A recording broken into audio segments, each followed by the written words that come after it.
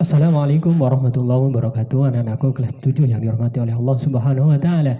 Bertemu lagi dengan saya dalam pembelajaran hadis atau Arba'in Nawawi, hadisnya Arba'in Nawawi. Kalau kalian ada pembelajaran hadis, mana apa hadisnya Ustaz ini terjemah Arba'in Nawawi itu hadis. Ya, Arba'in Nawawi itu yang isinya 40 hadis. Anak-anakku sekalian yang dirahmati oleh Allah, pertemuan kali ini menjelaskan tentang hadis yang ke-6. Bisa kalian buka halamannya, nggak tahu saya karena memang semua kitab, kadang kitab ini keluaran ini itu beda-beda. Intinya hadis al-hadisus hadis, ya, pelajaran hadis yang ke-6 yang menjelaskan halal dan haram, ya, halal, haram dan syubhat. Ini an Abi Abdullah Nu'man bin Bashir radhiyallahu anhu, diceritakan dari Abi Abdullah Nu'man bin Bashir radhiyallahu anhu, beliau berkata, sami'tu Rasulullah sallallahu alaihi wasallam. Katanya Abi Abdullah bin Bashir ini, beliau berkata, sami'tu Rasulullah, aku mendengar Rasulullah sallallahu alaihi wasallam, Allahumma shalli wa barik alaihi, yaqul, Rasulullah bersabda, innal halalah bayyinun, sesungguhnya sesuatu yang halal, yang dihalalkan oleh Allah, bayyinun, sudah jelas, sudah tampak, sudah pertelo gitu. Wa innal harama bayyinun, dan sesungguhnya sesuatu yang diharamkan oleh syariat, diharamkan oleh ulama, diharamkan oleh Rasulullah, bayyinun, sudah jelas. Wa bainahuma umurun mustabihatun, sesuatu yang ada di antara halal dan haram, dikatakan halal tidak halal, dikatakan haram tidak haram. Umurun mustabihatun, yaitu ada sesuatu yang diragukan, yang tidak jelas. Mustabihat atau secara bahasanya adalah syubhat, tidak jelas kehalalannya dan juga tidak jelas keharamannya. La ya'lamuna katsirun minan nas, yang mana barang syubhat ini banyak dari manusia yang tidak mengetahuinya. Faman ittaqa syubhat, barang siapa yang terjerumus, orang yang jatuh melakukan perbuatan syubhat, faqadis tabra'a didinihi. Faman ittaqa syubhata, barang siapa yang menghindar, menjauh dari sesuatu yang syubhat, menjauhi sesuatu yang syubhat, faqadis tabra'a lidinihi, maka dia sudah memang benar-benar di sini enak.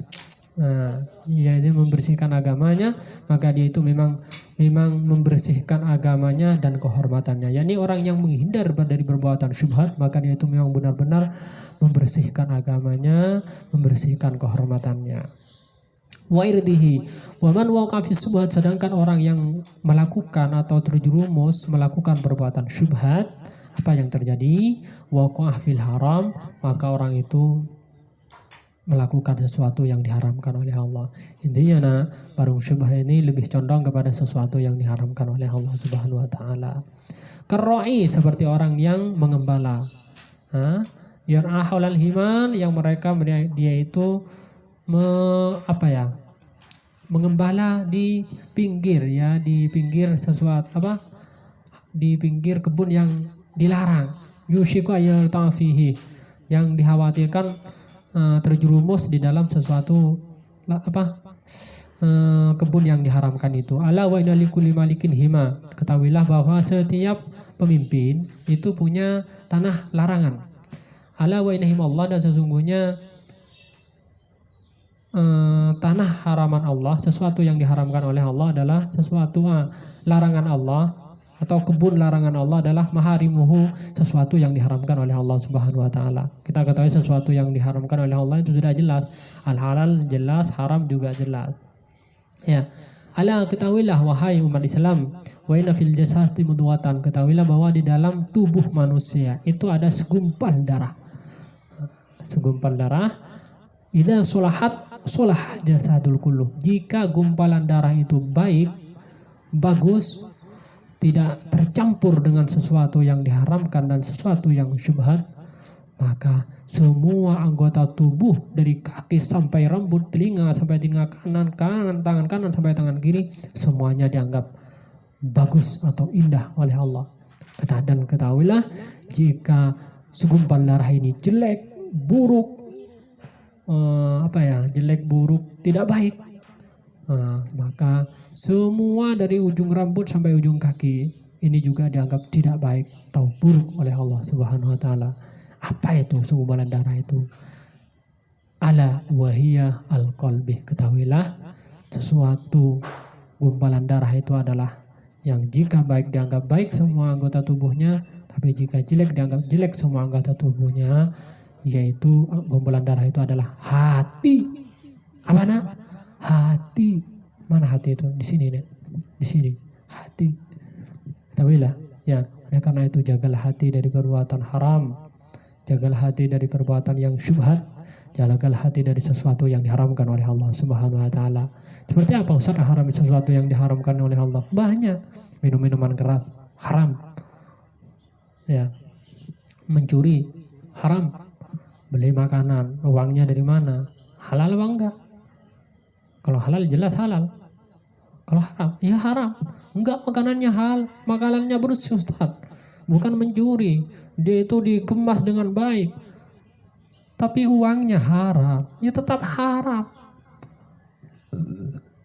Itulah ya. Itu masalah hadis yang ke-6 ini. Intinya hati-hati dengan perbuatan haram. Karena kalau sudah dimakan ini nanti akan menyebar ke hati, ke semuanya anggota tubuh. Kenapa sholat malas Ustaz? Ya, bisa jadi yang dimakan adalah makanan haram. Kenapa Ustaz setiap sholat subuh saya nggak bisa bangun Ustaz? Hati-hati. Apa karena makanannya? Kenapa Ustaz ketika saya mau sholat itu seakan-akan dikekang? Hati-hati. Mungkin karena makanannya makanan haram yang bersamaan dengan makanan setan. Atau ketika makan itu jauh dari menyebut nama Allah, membaca doa dan lain sebagainya. Ketahui anakku sekalian, ini tentang syubhat. Syubhat ini orang yang melakukan perbuatan syubhat maka dia itu juga terjerumus dalam keharaman. Apa itu syubhat Ustaz? Syubhat itu adalah sesuatu yang tidak jelas halal haramnya. Kita menemukan uang, contohnya menemukan uang 100 rupiah. Sekarang umpamakan 100 rupiah, 200 rupiah lah. Sekarang 100 rupiah nggak ada.